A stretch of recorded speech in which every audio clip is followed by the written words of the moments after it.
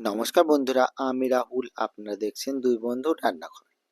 আজকে আমরা তৈরি করব একাদশী স্পেশাল লাল আলুর পান্তুয়া। এই লাল আলুর পান্তুয়া আপনারা একাদশীতে কি করে বাড়িতে বানাবেন সেটি আজকে আমরা আপনাদের সামনে তুলে ধরব। এই লাল আলুর পান্তুয়া তৈরি করার জন্য এখানে আমরা তিনটে বড় বড় সাইজের লাল আলু নিয়েছি। লাল আলুগুলোকে আমরা খুব সুন্দরভাবে ধুয়ে পরিষ্কার করে মাঝখান থেকে কেটে একটা সাইডে রেখে দিয়েছি। এবার আমরা ইন্ডাকশনের উপর বসিয়ে দিয়েছি কড়াই।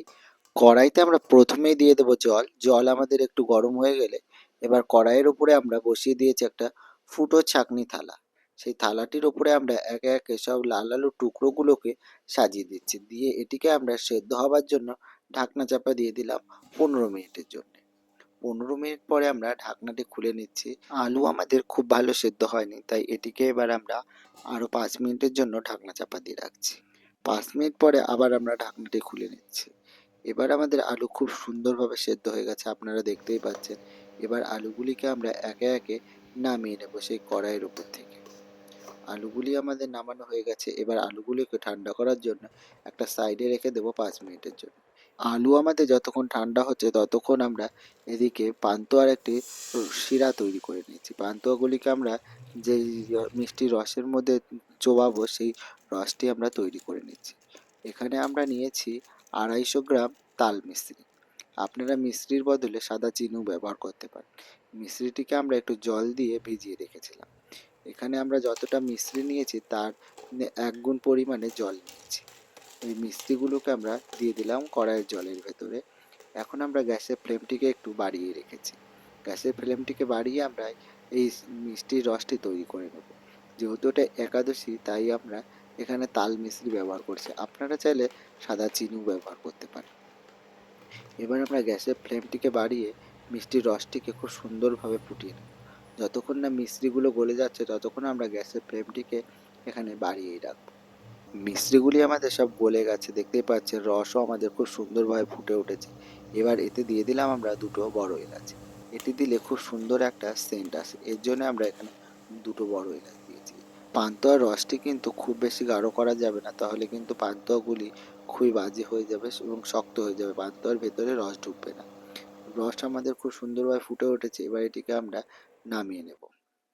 এবার আমরা যে সেদ্ধ করা আলুগুলো ছিল, আলুগুলো আমাদের ঠান্ডা হয়ে গেছে। এবার একে একে আলুগুলো থেকে আমরা খোসা ছাড়িয়ে নেব। আলুগুলো থেকে আমাদের খুব সুন্দরভাবে খোসা ছাড়ানো হয়ে গেছে। এবার আলুগুলোকে আমরা একটু হাতের সাহায্যে একটু সময় ধরে ভালোভাবে ম্যাশ করে নেব। আলুগুলিতে যেন কোনো গুটি গুটি ভাব না থাকে, তাই একটু সময় ধরে আলুগুলিকে আমাদের সুন্দরভাবে মাখিয়ে নিতে হবে। আলু আমাদের দেখতেই পাচ্ছেন খুব সুন্দরভাবে মাখানো হয়ে গেছে, ভেতরে কোনো গুটি গুটি ভাব নেই। এবার এই আলুর ভেতরে দিয়ে দেবো আমরা কিছু পরিমাণে সাবুর গুঁড়ো। এই সাবুটিকে আমরা আগে থেকে মিক্সিং জারে ব্লেন্ড করে রেখেছি। দেখতেই পাচ্ছেন খুব সুন্দরভাবে সাবুটাকে আমরা গুঁড়ো করে নিয়েছি। সেই সাবুর গুঁড়োটাই আমরা দিয়ে দেবো। খুব বেশি এখানে দেবো না, 2 চামচ দেবো। দেখতেই পাচ্ছেন এই মিডিয়াম চামচের 2 চামচ আমরা দিয়ে দিলাম এই সাবুর গুঁড়োটিকে। সাবুর গুঁড়োটিকে আমরা এই লাল আলুর সঙ্গে খুব সুন্দরভাবে মাখিয়ে নেব। সাবুগুলোকে আমরা আগে থেকেই মিক্সিং জারে গুঁড়ো করে রেখেছিলাম, তাই আপনাদেরকে দেখাতে পারলাম না। আপনারাও বড় দানা সাবুটিকে মিক্সিং জারে খুব সুন্দরভাবে গুঁড়ো করে নেবেন। এদিকে আমাদের আলুর সঙ্গে সাবুটি খুব সুন্দরভাবে মাখানো হয়ে গেছে। এবার আমরা ছোট ছোট পান্তুয়ার আকারে গড়ে নেব। আপনারা আপনাদের মন মতো শেপ দিতে পারেন, গোল লম্বা আপনাদের যেটা ভালো হয়। আমরা এখানে গোল গোল বড় বড় করে শেপ মিষ্টি তৈরি করে নিচ্ছি। পান্তুয়া যেহেতু, তাই একটু বড় বড় করলেই ভালো হয়। তাই এখানে আমরা বড় বড় করে গোল গোল করে শেপ দিয়ে নিচ্ছি। দেখতেই পাচ্ছেন খুব সুন্দর আমাদের পান্তুয়াগুলি দেখতে হয়েছে। পান্তুয়া আমাদের তৈরি হয়ে গেছে। এবার আমরা ইন্ডাকশনের উপর বসিয়ে দিচ্ছি কড়াই।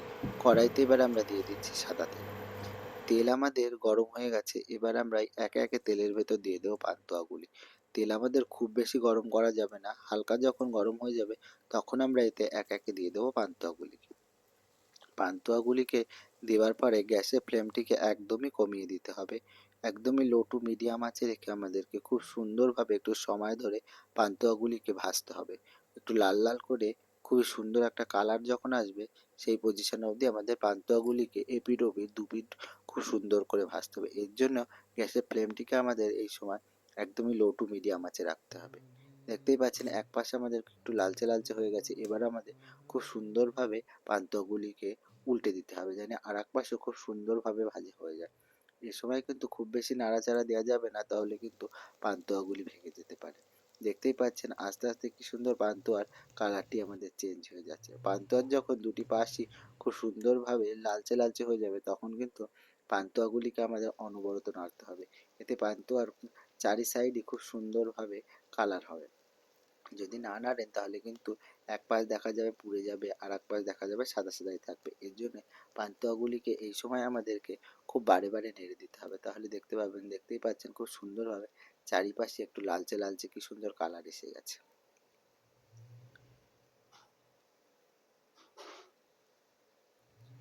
পান্তুয়া আমাদের দেখতেই পাচ্ছেন একদম খুব সুন্দর লালচে লালচে করে ভাজা হয়ে গেছে। এবার আমরা পান্তুয়াগুলিকে নামিয়ে নেব। পান্তুয়াগুলিকে নামিয়ে আমরা সে আগে থেকে তৈরি করে রাখা রস, যেই রসটি আমরা তৈরি করে রেখেছিলাম, সেই রসের মধ্যে পান্তুয়াগুলিকে আমরা দিয়ে দেব। একে একে আমরা সমস্ত পান্তুয়াগুলিকে নামিয়ে ওই রসের ভেতরে আমরা দিয়ে দেব।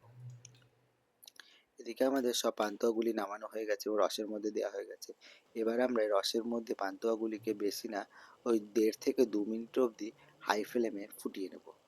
এই সময় আমরা গ্যাসের ফ্লেমটিকে একটু বাড়িয়েই দিয়েছিলাম, হাই ফ্লেমে রেখেছিলাম। হাই ফ্লেমে রেখে আমরা এই পান্তুয়াগুলিকে ওই 1.5 থেকে 2 মিনিট পর্যন্ত ফুটিয়ে নিয়েছি। দেখতেই পাচ্ছেন পান্তুয়াগুলো আমাদের রসে কতটা না বড় বড় হয়ে গেছে। এগুলোর ভেতরে একদম রসে পুরো টইটুম্বর হয়ে গেছে এবং কতটা না সুন্দর এগুলো ফুলে উঠেছে। দেখুন কতটা না বড় হয়েছে, কতটা না সুন্দর দেখতে লাগছে পান্তুয়াগুলো। এদিকে আমরা গ্যাসের ফ্লেমটিকে বন্ধ করে দিয়েছি। এবার আমরা এগুলোকে 5 মিনিটের জন্য ঢেকে রেখেছিলাম। 5 মিনিট পর আমরা ঢাকনা খুলে আপনাদেরকে একটা পান্তুয়া ভেঙে দেখাচ্ছি কতটা না সফট এবং ভেতর থেকে কতটা না সুন্দর হয়েছে। দেখতেই পাচ্ছেন পান্তুয়াগুলি আমাদের একদম ভেতর থেকে নরম এবং সফট হয়েছে। ফাইনালি আমাদের একাদশী স্পেশাল লাল আলুর পান্তুয়া তৈরি হয়ে গেছে। এই লাল আলুর পান্তুয়া রেসিপিটি যদি আপনাদের ভালো লাগে, অবশ্যই আমাদের চ্যানেলটিকে সাবস্ক্রাইব করে আমাদের পাশে থাকবেন আর কমেন্ট করে জানাবেন যে কার কেমন লাগলো এই ভিডিওটি। আপনারা কে কোথা থেকে ভিডিওটি দেখছেন অবশ্যই কিন্তু আমাদের কমেন্ট করে জানাবেন এবং আপনারাও বাড়িতে তৈরি করুন এই পান্তুয়া।